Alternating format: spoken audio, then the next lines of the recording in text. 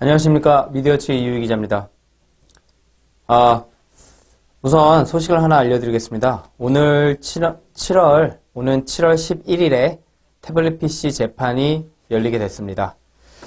검찰이 변희재 대표 고문, 황희연 대표, 저 오문영 기자 이렇게 4명 미디어워치 편집국 전원을 기소를 했습니다.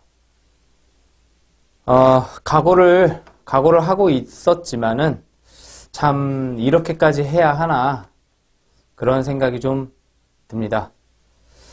어쨌건 시작을 했기 때문에 빨리 결론을 빨리 보고 싶은 심정입니다. 이런 말을 하고 싶습니다. 우리를 구속하고 회유하고 협박하고 해서 입을 막는다고 진실이 가려지지 않습니다. 이 사건의 본질은 방송 사기극입니다. 누구 것인지 알 수 없는 태블릿을 최순실의 태블릿 PC로 조작 보도한 사건이 이 사건의 본질입니다. 진실은 느리지만 반드시 찾아온다. 저는 그렇게 믿습니다. 네, 오늘은 손석희의 거짓말 4번째 시간 명백한 거짓 보도를 정리해드리는 시간입니다. 태블릿 PC 입수 경위에 관한 것입니다. 태블릿 PC의 입수 경위에 대해서는 JTBC 내부에서도 서로 말이 엇갈립니다. JTBC 뉴스룸의 뉴스 보도와 JTBC 특별 취재팀장 손용석의 취재 후기 내용이 서로 충돌합니다. 모순이 있습니다. 그래서 두 양측의 주장을 모두 말씀을 드리고 과연 누가 진실일까 한번 따져보겠습니다. 그런데 분명한 것은 양쪽의 말이 완전히 다르기 때문에 둘 중 하나는 거짓이라는 겁니다. 자, 태블릿 PC 입수 경위 논란을 촉발한 엑스맨의 자백. 엑스맨이 누구냐? 말씀드리겠습니다. 자, 일단은 JTBC의 뉴스 보도 내용을 정리를 먼저 해드리겠습니다. JTBC의 공식 주장입니다. 입수 경위에 관해서 JTBC는 손석희의 뉴스룸과 본질을 상대로 한 고소장에서 태블릿 PC의 입수 장소에 대해서는 WK 사무실의 고영태 책상이라고 말했고 입수를 한 시기에 대해서는 18일에 18일에 발견했고 20일에 입수했다. 이렇게 설명을 해왔습니다. 풀어서 쉽게 말씀을 드리면은 2016년 10월 18일 그날 JTBC 특별 취재팀의 막내 기자 김필준이 WK 사무실에 찾아갑니다. 찾아가서 고영태 책상에서 태블릿 PC를 발견했다는 거예요. 발견해서 방전이 되어 있으니까 삼성 근처의 삼성전자 서비스 센터에 가서 충전기를 사와서 그 충전기를 연결해서 여러 번 후에 놔두고 그냥 나왔다. 그리고 나서 20일 날 다시 찾아와서 경비 아저씨한테 나 이거 가져가도 되겠습니까? 하고 허락을 구해서 들고 나왔다. 이것이 JTBC의 공식 설명입니다. 그런데 뜻밖의 엑스맨이 등장합니다. 엑스맨 아시죠? 우리 편에 숨어있는, 어떻게 하면 우리 편인 줄 알았는데 우리에게 더 불리한 얘기를 하는 그런 존재를 말하죠. 그 엑스맨, 바로 JTBC 특별 취재팀장 손용석 기자입니다. 손용석이 태블릿 PC 특집 보도 이후에 JTBC가 대한민국의 기자상이란 기자상을 거의 다 휩쓸었습니다. 이때 손용석이 취재를 총괄지휘한 팀장이기 때문에 대표로 나가서 상을 많이 받았습니다. 그러면서 손용석이 여러 기관에 태블릿 PC 취재에 관련된 취재 후기를 남겼습니다. 현재 공개된 취재 후기는 4개입니다. 4개인데 민주언론연합, 방송기자연합회, 기자협회보, 중앙미디어네트워크의 사보, 이렇게 4곳의 손용석의 취재 후기가 공개가 되어 있습니다. 시기적으로 이 후기들은 2016년 11월에 공개가 된 것들입니다. JTBC의 태블릿 PC 보도가, 조작 보도가 2016년 10월에 있었죠. 10월 말에. 10월 24일 날 최순실 PC라고 해서 대대적으로 보도를 시작했는데,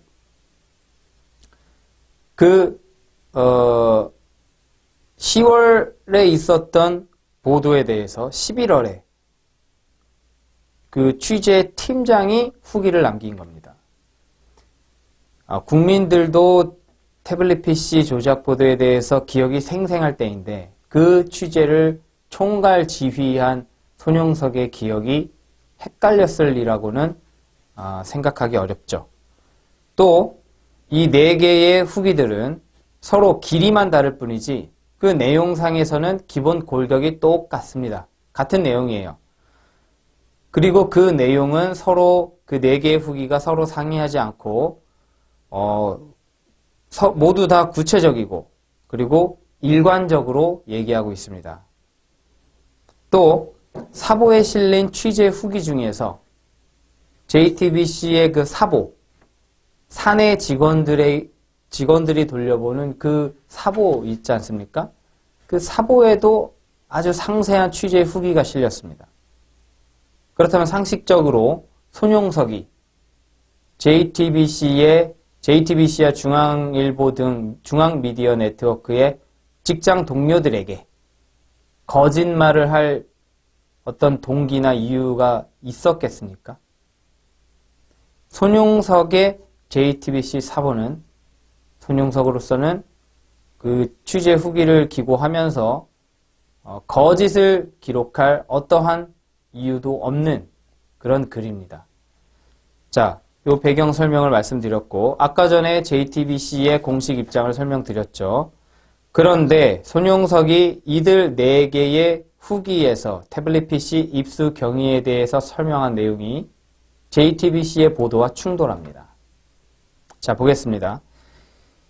손용석이 방송기자연합회, 기자협회보, 사보 요 3곳에 공개한 취재 후기의 기본 그 내용을, 핵심 내용을 요약하면 3가지가 됩니다. 첫째, 모처에서 어딘지 모르지만 어디선가 밝히지 않았습니다. 모처에서 최순실 태블릿을 입수했다. 둘째, 특별 취재팀을 꾸려서 비밀 아지트에서 매일 경론을 벌이며 태블릿 분석을 했다. 세 번째, 청와대의 반응을 떠보기 위해서 10월 19일자로 고영태의 연설문 수정 발언을 인용하여 첫 보도를 했다. 요 3가지가 손용석의 일관되고 반복적인 진술 내용입니다. 그런데 손용석이 추가적으로 민원연에서 상을 받습니다. 민원연에서 상을 받은 날, 수상을 하는 날, 손용석이 현장 질문에 대답을 하는 인터뷰가 공개가 됐습니다. 그 인터뷰에서 손용석이 뭐라 그랬냐? 태블릿 PC 내용 분석에 일주일 넘게 걸렸다. 이렇게 말했습니다. 그러니까 앞서 3개의 사보에서 일관되게 진술한 특별 취재팀을 꾸려서 비밀 아지트에서 매일 경론을 하면서 태블릿 PC를 분석했다고 하는 그 기간이 바로 일주일 넘게 라고 손용석이 실토를 한 겁니다. 그러니까 이 내용을 정리를 하자면 결국 손용석이 기준점으로 잡은 기사는 이겁니다. 손용석은 청와대의 반응을 떠보기 위해 고영태의 연설문을 인용한 19일자 첫 보도, 그 보도로부터 일주일 넘게, 그러니까 7일에서 9일 정도 앞서서 일주일 넘게 분석을 했다. 그러니까 그 태블릿 PC를 입수한 시점은 언제가 되냐? 19일자 첫 보도에서 7일에서 9일을 뺀 2016년 10월 10일 전후가 되는 겁니다. 어떻습니까? 간단한 추론이죠? 이 중에 제가 팩트가 아닌 것을 얘기한 사실이 있습니까? 자, 이렇게 지극히 합리적인 추론을 바탕으로 변희재 저희 본지 대표 고문이 탄핵 당시에 손용석 왜 거짓말하냐? 손용석이 거짓말했냐? 손석희가 거짓말했냐? 입수 경위에 대해서 밝혀라. 이렇게 의혹을 제기를 했습니다. 제기를 했고 그 끈질기게 우리가 주장을 해서 손석희의 저주 책에도 그 내용이 들어갔죠. 그게 지금 검찰이 변 대표 고문과 미디어치 편집국을 기소한 핵심 사유입니다. 핵심 사유 중에 하나입니다. 그러면은 우리가 이 시점에서 각 그 사보를 하나하나 읽어볼 필요성이 좀 있겠습니다. 먼저 그 파일 분석에 일주일 넘게 걸렸다라고 실토한 민원연의 수상소감을 한번 같이 읽어보겠습니다. 이날 이런 질문을 했습니다. 어떤 그 참석자가 손용석에게 개인 소유물을 입수를 한 건데 보도 내용 선별 과정도 궁금하다 이렇게 물었습니다. 그러니까 손용석 기자가 태블릿 PC 내용 분석에 일주일 넘게 걸렸다. 딱 잘라서 어디까지 보도해야지라고 선을 정해놓기보단 사실 확인이 된 것만 보도했다. 우리의 보도를 보고 타 매체가 추가 단독 보도를 하면 좀 더 알아보고 그렇게 이어 보도하기도 한다.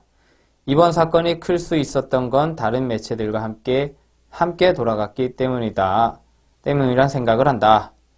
이런 내용을 말했습니다. 여기서 핵심은 일주일 넘게 태블릿 PC 파일을 분석했다. 실토한 점. 자, 2016년 11월 28일에 방송기자연합회 뉴스부문 특별상을 수상하고 남긴 손용석의 취재 후기입니다. 그중 일부인데요. 최순실 씨가 사용한 태블릿 PC 입수가 결정타였다. 최 씨 셀카 사진부터 대통령의 미공개 휴가 사진까지. 특히 대통령 연설문과 국가 기밀 문건이 담긴 이메일 캐시 폴더를 열어볼 때는 손이 떨렸다. 중략. 전진배 사회 2부장을 비롯해 팀원들이 상암동에 새롭게 만든 아지트에 모여 수많은 가능성을 검토하며 매일 경론을 벌였다. 결국에는 태블릿 PC 속 최순실 파일이 모든 걸 말해준다고 믿었다. 아지트에서 200개가 넘는 파일의 흔적을 분석하는 작업에 나섰다. 중략, 파일 분석을 마치고 찾아온 고민은 보도 그 이후였다. 그들이 모든 걸 부인한다면 먼저 10월 19일 고씨 발언인 회장 최순실이 회장이 잘하는 건 연설문 고치는 것을 토대로 보도한 뒤 반응을 기다렸다. 최순실 파일을 통해 팩트는 확인한 뒤였다. 청와대에선 지금이 봉건 시대냐는 입장을 내놓았다. 10월 24일 대통령 연설문 수정을 시작으로 최순실 파일을 본격 보도했다. 2016년 11월 30일자 기자협회부에서 이달의 기자상을 수상한 손용석의 취재 후기입니다. 최 씨의 태블릿 PC 입수는 결정적이었다. 전진배 사회 2부장을 중심으로 팀원 모두 상암동 비밀 아지트에 모여 태블릿 파일을 분석하며 매일 새벽까지 격론을 벌였다. 상대는 지난 4년간 국정을 농단한 주역들로 모든 걸 부정할 수 있었기 때문이다. 10월 19일 최순실이 잘하는 건 연설문 고치는 것이라는 고영태의 발언을 보도하며 반응을 기다렸다. 팩트는 확인한 뒤였다.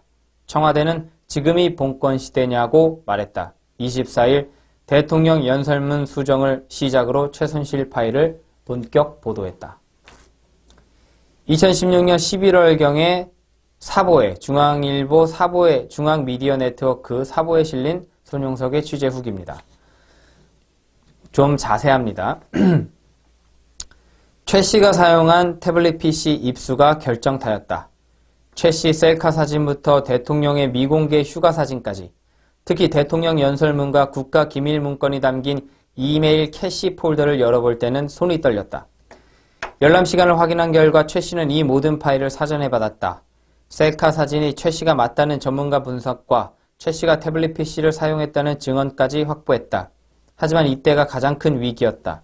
만약 이게 최 씨가 사용한 태블릿 PC가 아니라면 전 부장을 비롯한 팀원들이 비밀 아지트에 모여 수많은 가능성을 검토했다.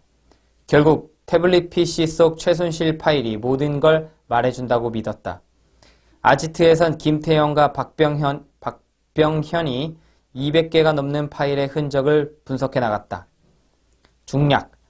파일 분석을 마치고 찾아온 고민은 보도 이후였다. 그들이 모든 걸 부인한다면 회장이 잘하는 건 연설문 고치는 것이라는 고씨 발언을 토대로 보도가 나간 후 상대 반응을 기다렸다. 최순실 파일을 통해 팩트는 확인한 뒤였다.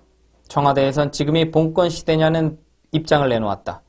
우리는 다음 주 월요일 24일 대통령 연설문 수정과 화요일 국가기밀 사전 입수 순서로 보도를 준비했다. 자, 이렇게 취재 후기가 나와 있습니다.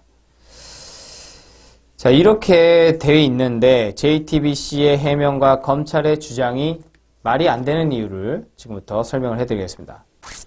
변 대표 고문이 JTBC 방송과 손용석 후기의 그 모순점을 날카롭게 지적하자 손석희가 아주 궁색한 해명을 내놓은 적이 있습니다.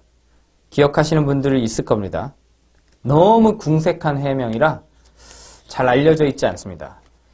손석희는 그러니까 손용석이 태블릿 PC 분석에 일주일이 걸렸다라고 말한 사실이 있다는 점을 인정을 했습니다. 뭐 인정을 안 할 수가 없겠죠. 그게 인터뷰에 그대로 남아 있으니까. 인정은 했는데 손석희는 그러니까 그 일주일, 그 첫 보도, 손용석이 말한 첫 보도는 19일자 보도가 아니라 24일자 보도다. 이렇게 주장을 합니다. 그러면서 24일자가 첫 보도이기 때문에 24일로부터 일주일을 빼면 JTBC가 주장하는 18일, 10월 18일경에 10월 18일이 된다. 그러니까 우리가 10월 18일에 입수한 게 맞지 않느냐. 이렇게 해명을 했습니다. 자, 그런데 여러분, 이 손석희의 해명은 손석희의 그 거짓말에 자기가 거짓말 해놓고 해명한 수많은 해명 중에서도 가장 형편없는 해명입니다. 가장 형편없는 해명이에요. 왜냐면은 손용석이 그 첫 보도, 태블릿 PC 분석을 마치고 한 그 첫 보도에 대해서 아주 명확하게 말했습니다. 아주 명확하게. 손용석이 어떻게 그 첫 보도에 대해서 수식을 했는지 지목을 했는지 그거 다시 한번 읽어보자고요. 손용석이 말했습니다. 파일 분석을 마치고 찾아온 고민은 보도 그 이후였다. 그들이 모든 걸 부인한다면 먼저 10월 19일 고 씨의 발언인 회장이 잘하는 건 연설문 고치는 것을 토대로 보도한 뒤 반응을 기다렸다. 이렇게 말했습니다. 아주 명백하지 않습니까? 요 손용석의 요 발언을 두고 사실은 첫 보도가 손용석이 말한 첫 보도가 19일이 아니라 24일이다. 이렇게 주장할 수가 있겠습니까? 24일에 고영태 고 씨의 발언을 인용해서 한 첫 보도, 그리고 파일 분석을 마치고 한 그 첫 보도, 그리고 무엇보다 첫 보도를 일단 고 씨 발언으로 한 이유는 청와대 발언을 떠보기 위해서였다. 그리고 청와대 반응이 막 지금이 무슨 봉건 시대냐 이렇게 전면 부정으로 나오니까 24일 월요일부터 우리가 최순실 파일 보도를 쏟아냈다. 이렇게 설명하고 있지 않습니까? 손용석이. 그런데 어떻게 19일과 24일을 헷갈립니까? 다시 한번 말하지만은 손용석은 아주 명백하게 10월 19일 날이 첫 보도, 고영태의 발언을 인용한 첫 보도라고 말을 했습니다. 말을 하고 그 첫 보도 이전에 태블릿 PC 파일 분석을 끝냈고 그 파일 분석에 걸린 시간은 일주일 넘게라고 밝혔습니다. 그러면 손석희는 이 손용석의 주장이 옳은지 틀린지, 아니면 손용석이 잘못 말했는지, 아니면 사실은 이랬다라든가, 아니면 거짓말이면 거짓을 실토하던가, 그래야지 정상인데 손석희의 전매 특허죠. 동문서답하고 말도 안 되는 해명, 궁색한 해명 내놓고, 그리고 극우 사이트, 극우 매체에서 이렇게 주장한다고 인신공격을 해버리는 거죠. 그렇게 손석희가 JTBC가 이 손용석 취재 후기를 가지고 변 대표 고문이 저격한 거에 대해서 이런 해명을 한 사실이 있습니다. 자, 그리고 고소장, JTBC가 고소장을 넣었는데 그 고소장의 해명도 가관입니다. 그 고소장에서는 변 대표 고문이 손용석의 취재 후기 중에 청와대 반응을 보기 위해서 고영태 연설문 수정 발언을 첫 보도했다. 그리고 청와대가 뭐라고 지금이 봉건 시대냐고 전면 부정하고 나오니까 잘 걸렸다 하고 보도를 쏟아냈다. 이렇게 말한 사실을 가지고 손용석이 함정을 파놓고 청와대가 손용석이 파놓은 함정에 걸려들었다. 이런 식으로 변 대표 고문이 JTBC에게 의혹을 제기한 사실이 있습니다. 그 사실에 대해서 JTBC가 고소장에서 그건 허위사실이다. 손용석은 함정을 파놓았다거나 함정에 걸려들었다고 말한 사실이 없습니다. 이렇게 주장을 하고 있어요. 그러면서 JTBC가 손용석의 손용석의 발언을 고소장에 인용을 했는데 핵심 문장을 누락을 했습니다. 자, 보십시오. 손용석이 뭐라고 인용을 했냐면은, 무슨 문장을 빼고 인용을 했냐면은, 파일 분석을 마치고 찾아온 고민은 보도 그 이후였다. 그들이 모든 걸 부인한다면. 요 내용을 빠뜨리고, 요 내용은 명백하게 손용석이 청와대의 반응을 떠보기 위해 고영태 발언을 첫 보도한 거다. 다르게 표현하면, 좀 과장되게 표현하면 함정을 파놓았다. 이게 틀린 말 아니지 않습니까? 그렇게 표현할 수 있는 건데, 그러니까 요 문장을 쏙 빼고 그 고소장에다가 인용을 했어요. 그래 놓고 손용석은 그렇게 말한 적 없다. 이런 짓거리를 하고 있습니다, 지금. 예. 그런데 이렇게 JTBC가 지들이 봐도 궁색하기 짝이 없으니까 이와 같은 몇 가지 아주 억지스런 해명을 간신히 그런 해명을 늘어놓은 다음에 JTBC가 그 2차 고소장 곳곳에는 자신들의 그 오보를 인정하는 듯한 아주 저자세를 보이는 구절들이 많이 있습니다. 좀 그거를 저희가 좀 읽어드리겠습니다. JTBC 2차 고소장 29쪽입니다. 물론 JTBC가 생방송으로 뉴스를 진행하는 과정에서 매일 저녁 8시에 뉴스룸 방송을 한다는 시간적 제약, 단시간 내에 방송 뉴스와 자료 화면을 영상 편집해야 하는 어려움, 그리고 비교적 기사 분량의 제약을 크게 받지 않는 신문 기사와는 달리 간결함이 중요한 방송 뉴스의 특성상 방송 뉴스를 요약하는 과정에서 일부 실수가 발생할 수는 있습니다.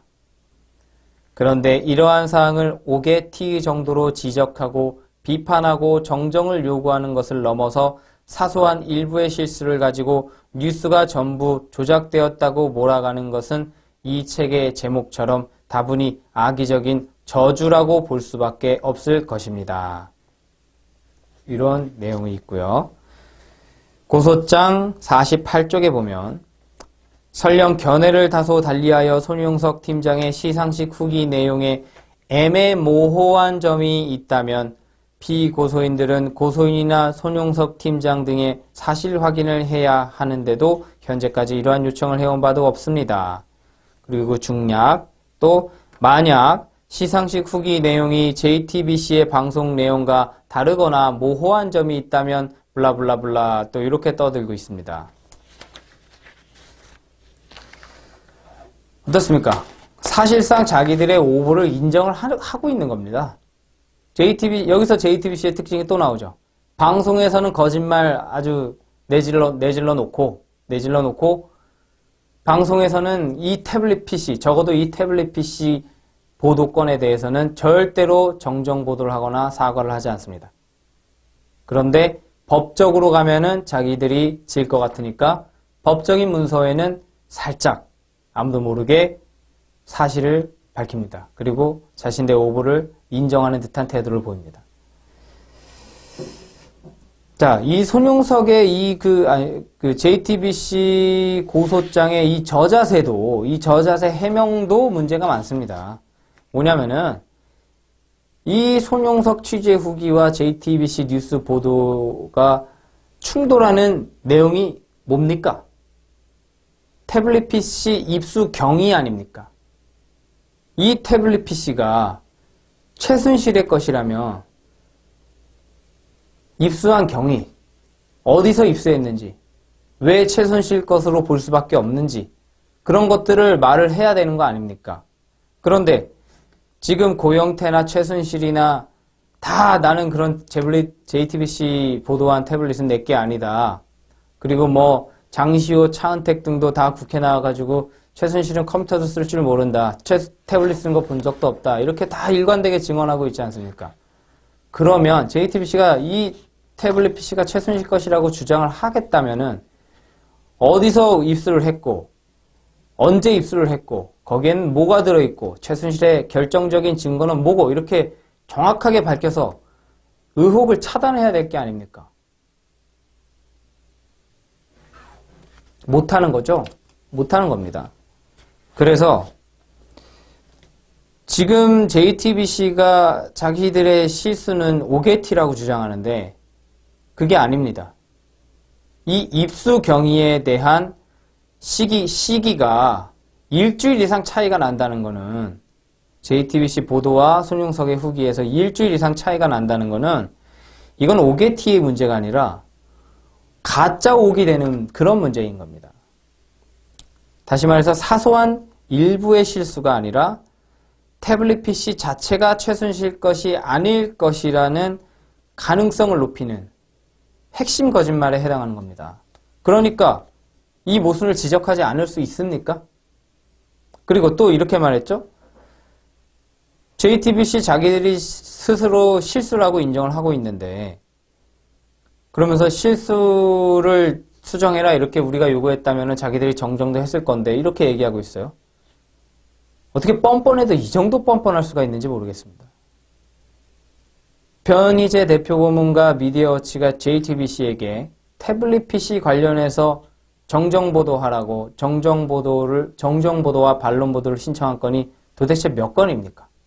언중이와 방심위에 정정보도 요청하고 징계 요청하고 한 건이 그렇게 많이 있는데도 거기에 대해서 JTBC가 단 한 번도 제대로 응수를 한 적이 없습니다. 그래놓고 지금 고소장에서는 왜 정정보도 하라고 요구하면 되지 왜 우리한테 저격하냐, 우리 보도가 가짜 보도라고 이렇게 치명적인 저격을 하냐, 이렇게 지금 떠들고 있는 겁니다. 그리고 또 취재할 때 애매모호하거나 JTBC 방송과 손용석의 후기가 다른 내용이 있으면은 우리한테 왜 미리 안 물어봤냐 이렇게 얘기했죠.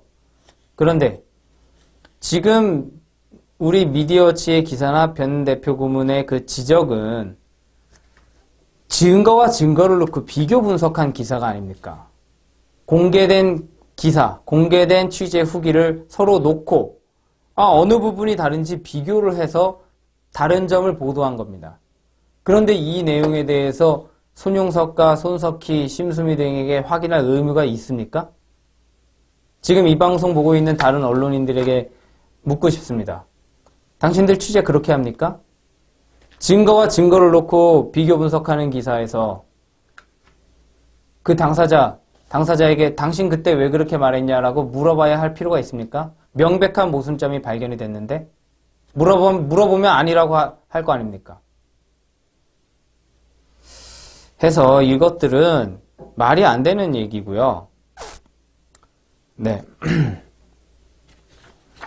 그래서 이 방송은 길어지면 안 되기 때문에 저희가 그 컨셉이 손석희의 명백한 거짓말을 정리해 나가는 그런 컨셉이기 때문에 오늘은 손석희의 입수 경위에 대한 손석희와 손용석의 명백히 모순되는 차이점을 말씀을 드렸고 둘 중 하나는 거짓말이라는 명백한 논리를 오늘 말씀을 드렸습니다.